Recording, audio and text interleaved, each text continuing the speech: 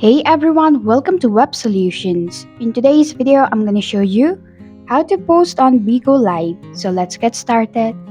First, open your Bigo Live application. Make sure you are logging to your Bigo Live account.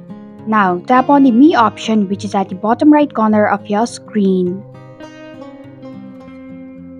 Tap on the displayed profile picture.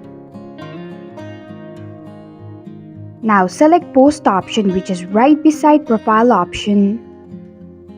Scroll down to the bottom of your screen and then tap on Post button.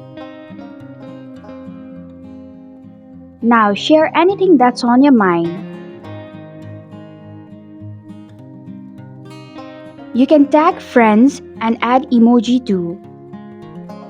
If you like to add pictures, tap on the album option, which is at the bottom of your screen. And likewise, you can add audio, quote, and link too. Once you are done, tap on the Post button, which is at the top right corner of your screen.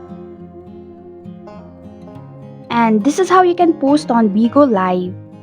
Thanks for watching Web Solutions. If you like this video, hit the like button and drop a comment with any questions or feedback.